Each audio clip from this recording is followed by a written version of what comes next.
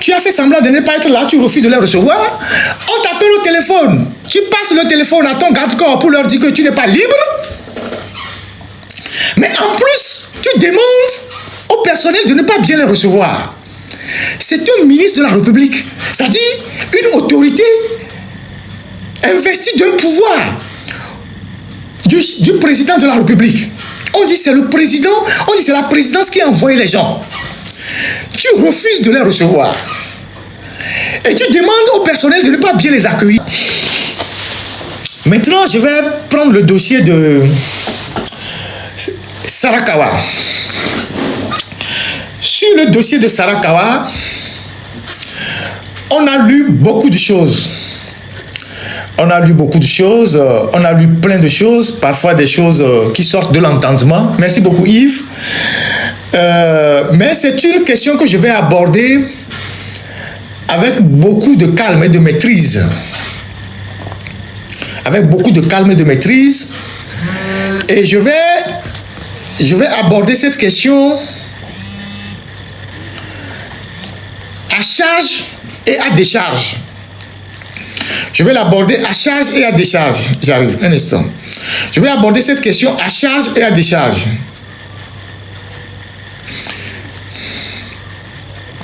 Mais avant d'aborder cette question à charge et à décharge, je voulais faire une petite introduction en disant,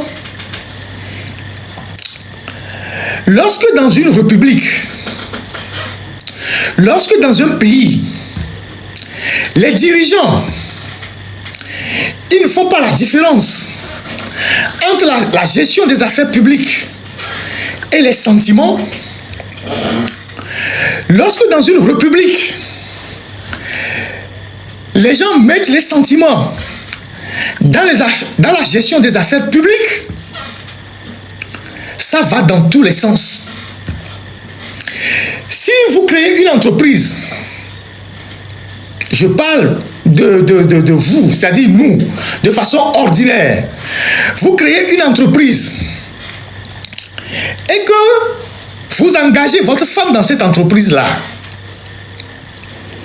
Vous engagez votre femme dans cette entreprise-là. Quand vous ne prenez pas des dispositions, votre femme peut être un frein pour l'éclosion de votre entreprise. Votre femme peut rentrer en conflit avec vos employés. Si vous ne mettez pas les garde-fous, vous ne mettez pas les barrières, vous ne mettez pas les limites, votre femme peut devenir un obstacle pour l'éclosion de votre entreprise, pour la réussite de votre entreprise. Il en est de même pour la gestion des affaires publiques. L'État, quand vous mêlez les sentiments à la gestion des affaires publiques ou à l'État, ça va dans tous les sens. Et c'est ce qui se passe au Togo. Au Togo, aujourd'hui, c'est la République des femmes. Et Adema, quoi qu'on puisse lui reprocher, à sa décharge, il avait aussi plusieurs femmes. Il avait même des femmes qui avaient des responsabilités politiques, gouvernement. Mais une fois qu'il a pris ces femmes-là, il les éloignait des affaires publiques. Madame Dagadi Massan était ministre. Beaucoup de gens ne le savent pas. La mère de Menya Singh, elle était ministre. Elle était ministre au gouvernement. Dès lors qu'elle a fait l'enfant avec Yadema, Yadema l'a sorti de toutes les affaires publiques. Et Yadema l'a sorti de la gestion de toutes les affaires publiques. Parce que la femme, une fois qu'elle a vu votre nudité, ou une fois qu'elle a eu des relations avec vous, quelle que soit la situation, elle peut avoir une ascendance psychologique sur vous. Elle peut vous manquer de respect en public, elle peut bouder vos décisions, elle peut dire je ne suis pas d'accord, elle peut bouder, elle peut faire beaucoup de choses contre vous. C'est ça la réalité. Et donc, c'est pour ça que dans les républiques, on fait en sorte qu'on évite des conflits d'intérêts. En France, il y a même eu des lois qui ont été prises. Il y a même des femmes qui étaient journalistes. Audrey Pulvar, elle était journaliste. Juste parce que son compagnon à l'époque, Arnaud Montebourg, était candidat aux élections, elle a perdu son poste de journaliste. Parce qu'on estime qu'elle n'était plus en position d'animer une émission politique. Parce qu'il y a forcément conflit d'intérêts. Anne Sinclair, célèbre journaliste, son mari c'était DSK, son ex-mari. Elle a cessé d'être journaliste parce que son mari avait des responsabilités publiques. Valérie Trierweiler, ancienne compagne de François Hollande, elle avait cessé d'écrire dans les journaux, d'être journaliste parce qu'elle était la compagne du président. On peut multiplier les cas comme ça. Mais au Togo, c'est la République à l'envers. C'est le contraire qui se passe. C'est les femmes aujourd'hui au Togo qui gèrent la République. On dit dans la Bible, quiconque veut voir le Père est obligé de passer par le Fils. C'est ce que la Bible dit. Chez nous, quiconque veut voir le président n'a d'autre choix que de passer par les femmes. Parce que la République est dans les cuisses des femmes. Il faut qu'on ait le courage de dire certaines choses dans notre pays. Parce que ces conflits d'intérêts sont en train de causer énormément de tort à la République. C'est ce qui se passe dans notre pays aujourd'hui. Et le limogeage brutal de Madame Nathalie Bito est l'un des avatars de ce que je viens de dire en introduction. Voilà une dame qui, on ne sait pas par quelle compétence, parce que ses partisans disent qu'elle est super compétente, je ne veux pas rentrer dans ces détails-là. Elle était auditrice à la SNPT, commissariat aux comptes, elle était à la SNPT. Son mandat est fini à la SNPT il y a 2 ans, bien 1 an. Elle est à Sarakawa, elle était à la chambre du commerce, elle est à Ibis, elle était dans d'autres choses aussi. Et en 2005, cette dame était au gouvernement. Et quand elle était au gouvernement, en 2005, ministre, je ne sais pas, elle avait un poste comme ça, beaucoup d'informations circulaient. Vous connaissez bien le Togo, beaucoup d'informations circulaient. Après, elle a quitté le gouvernement et elle a son cabinet d'experts comptables et elle fait ses trucs. Mais comme j'ai dit, je l'ai dit tantôt, la dette du sexe ne finit jamais. On peut le traduire en vernaculaire. Quelqu'un s'amusait un jour et il disait, une prostituée a attrapé un gars au marché. Le gars devait de l'argent à la prostituée et comme c'est une prostituée, comme on le dit, une prostituée c'est quelqu'un qui est déjà tombé au grand marché, elle a attrapé la braguette du gars et elle criait Nyedoga. Le gars doit lui payer son argent. Nyedoga. Donc la dette du sexe ne finit jamais. La femme, une fois que tu as eu une aventure avec elle, elle est dans un trou. Bonjour Christelle. Si vous avez encore quelques contacts, elle va jouer sur ta psychologie. Et la boue, elle se dit non. Donc le Togo est devenu cette république-là où les femmes balancent le champion qui est à la tête de la république parce que lui-même, il s'est mis, voilà, dans les bras des femmes. Les femmes qui n'arrivent pas à éloigner de la gestion des affaires publiques, entraînant des conflits d'intérêts énormes. Donc, Madame Nathalie Bito, elle est comment je peux dire ça, le mot? Elle est l'administratrice, ou bien là, bon, je dis gestionnaire. Je n'arrive pas à prononcer le mot, excusez-moi. Elle a la gestion de l'hôtel Sarakawa et l'hôtel Ibis. Depuis que le groupe Accor est parti. Donc, Elle n'est qu'une gérante. Je parle à sa charge. Je parlerai à sa décharge. Non, Sonacia à Sonafi. Moi, je veux être juste. Je ne veux pas faire...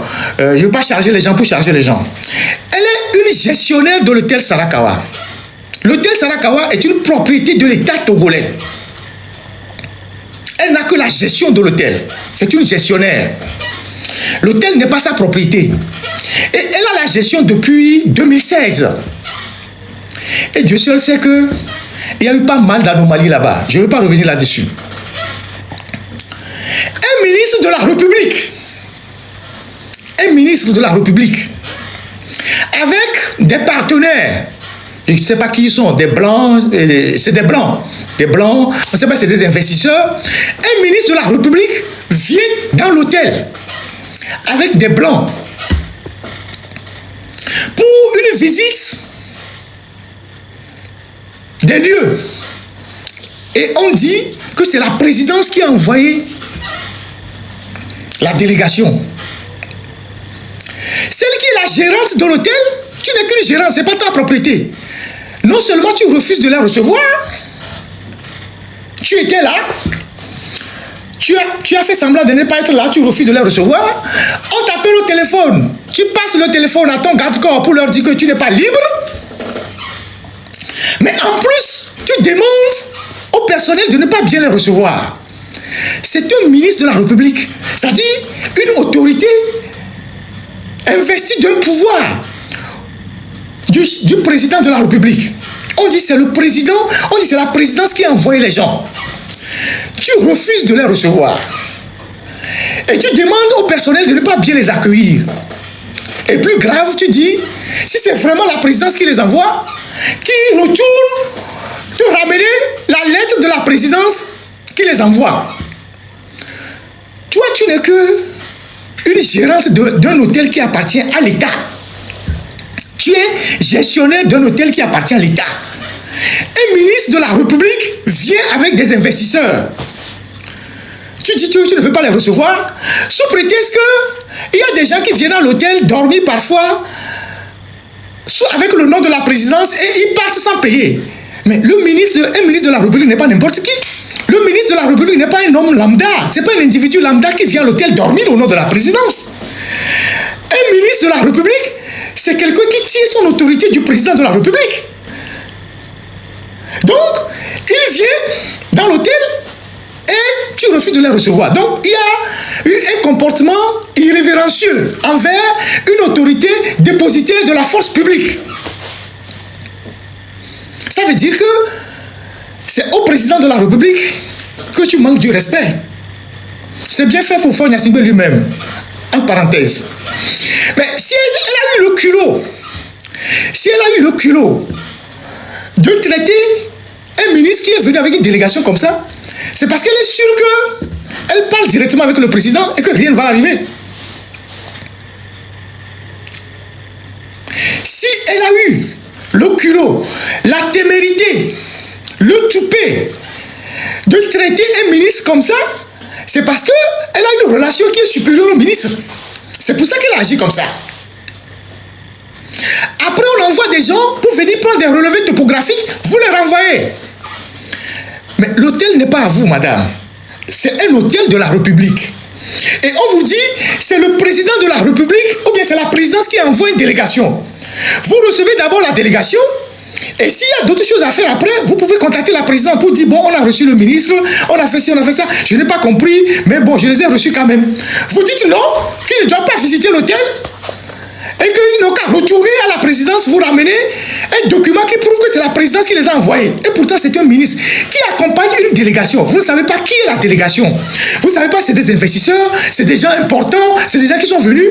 Et donc, devant la délégation, vous versez le Togo comme ça par terre.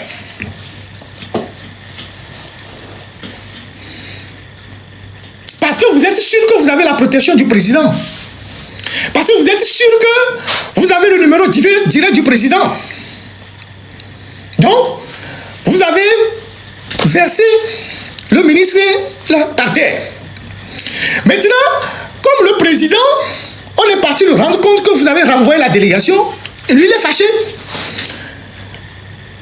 C'est ce que je dis. Ça dit, lui, il est fâché.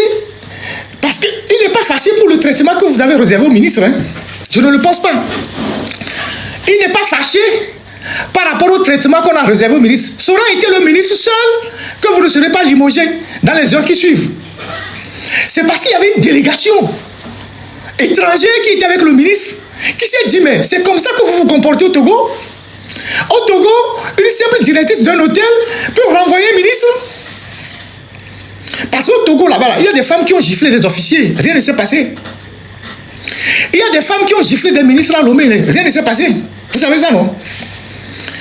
Il y a des femmes au Togo, là-bas, qui ont giflé des officiers.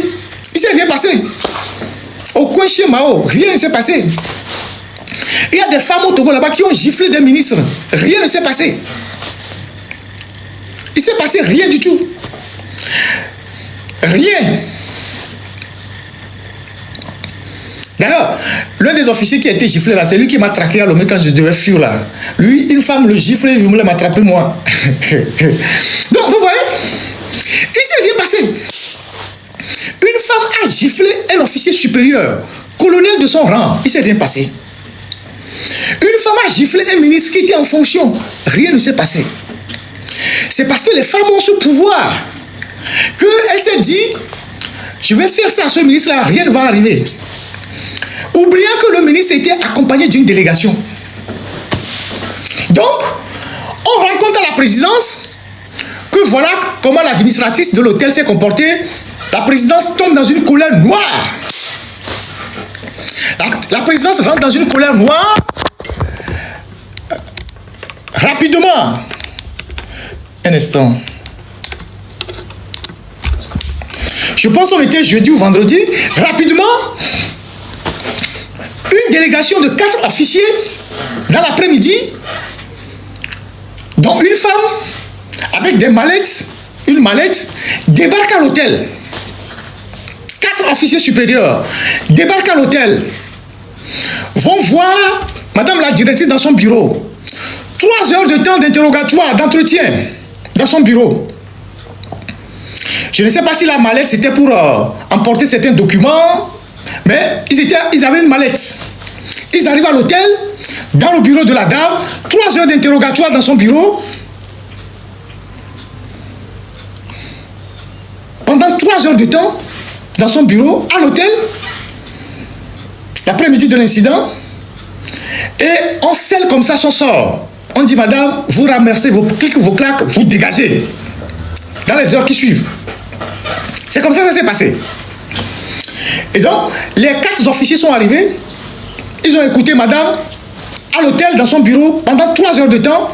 Ils sont repartis certainement avec des documents dans la mallette et tout ça. Peut-être c'est des documents de comptabilité, je ne sais pas quoi. Ils sont repartis.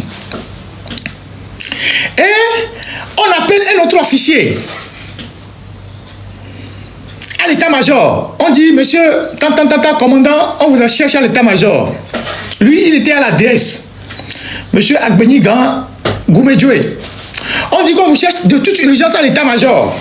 Lui, il ne savait pas de quoi il s'agit. Pour vous dire comment on nomme les gens au Togo. Lui, il arrive à l'état-major, voit ses supérieurs, il tape le garde à vous, et puis on lui dit, sur l'instruction du patron, vous êtes nommé désormais administrateur de l'hôtel Sarakawa. Vous prenez fonction lundi. Gardez-vous. C'est comme ça qu'il a été nommé.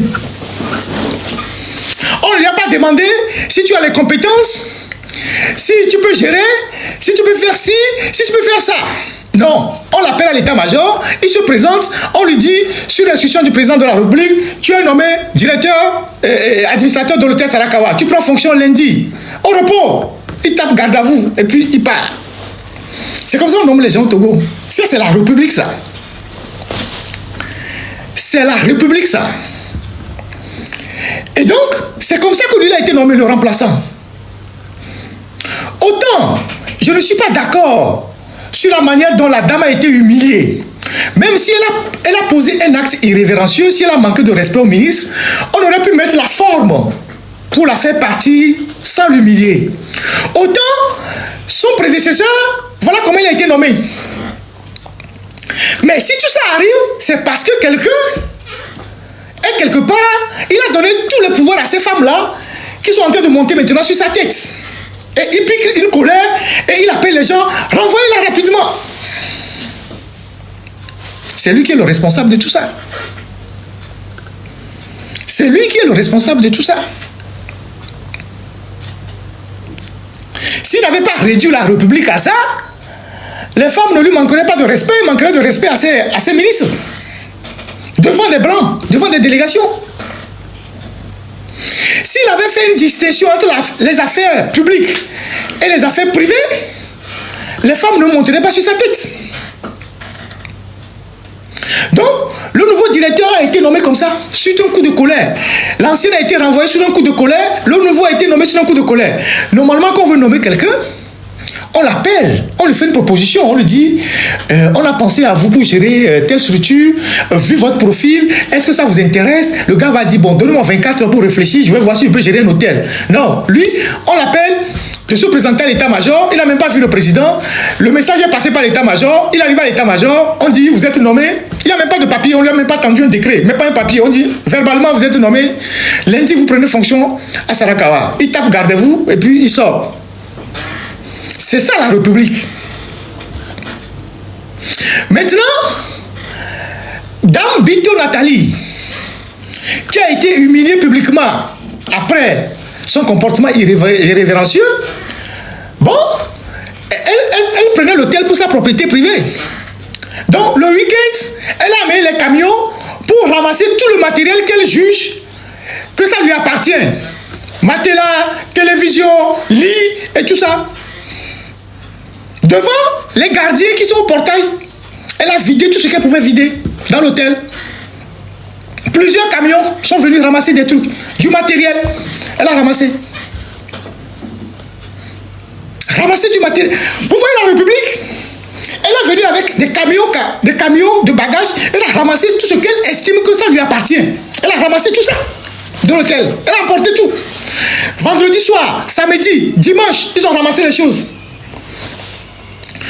L'hôtel Sarakawa fait 24 hectares. C'est une superficie de 24 hectares, donc il y a suffisamment de place.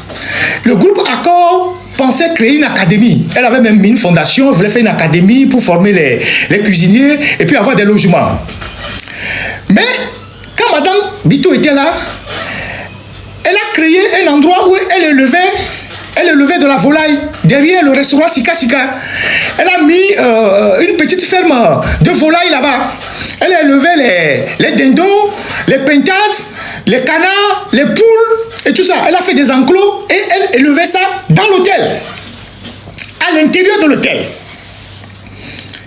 Elle élevait les poules, les canards, les dindons, tout ça à l'intérieur de l'hôtel. Elle a fait des enclos un peu partout. Et au vide, il y a Kokolo, à Doku, tout ça à l'hôtel. La nuit, entre samedi et dimanche, elle a cassé tous les enclos là. Elle a emporté toute la volaille. Elle a emporté la volaille. Elle est partie avec tout ça. Elle a ramassé tout. Elle a ramassé tout. Donc, quand le prédécesseur, le successeur arrive, il fait passation le dimanche et le lundi, il fait une visite des lieux, il voit qu'on a cassé des enclos, on a cassé des trucs. Il dit, mais qui a cassé tout ça? C'était quoi ici? On dit, oh, que c'est madame la directrice qui élevait ici les canards, les poules, les dindons, tout ça. Donc, elle a ramassé tout ça, elle est partie avec. C'est la République, ça. Togo, c'est la République, ça. Elle élevait à l'hôtel les poules, les canards, les dindons, les pintades.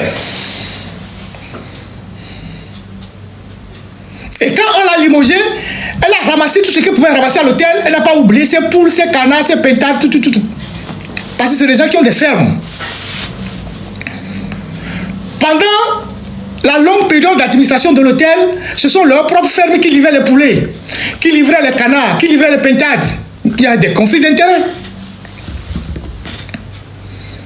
Avant de partir, comme elle a été surprise par le limogeage, elle avait engagé des gens, dont des cousins, des gens de proches de lui, de son mari et tout ça, de son compagnon. Rapidement, elle a pris des actes pour affecter des gens à des postes juteux, augmenter les salaires de certains, au moins une quarantaine de personnes. Elle a changé leur situation par un arrêté avant de partir. Dès la prise de fonction du nouveau, lui, il a annulé tout ça. C'est ça la République. C'est ça la République. C'est ça.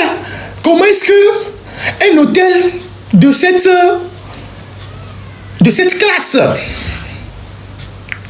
on va venir créer un petit endroit où on élève les poules, les canards et les pintades dans un hôtel. Même si on suppose qu'on a besoin des poules, des canards pour alimenter la cuisine, on va les élever ailleurs. Parce que l'odeur de l'élévation des poules peut arriver dans les chambres. Parce que les clients de l'hôtel, en marchant dans les jardins, peuvent se retrouver avec des canards.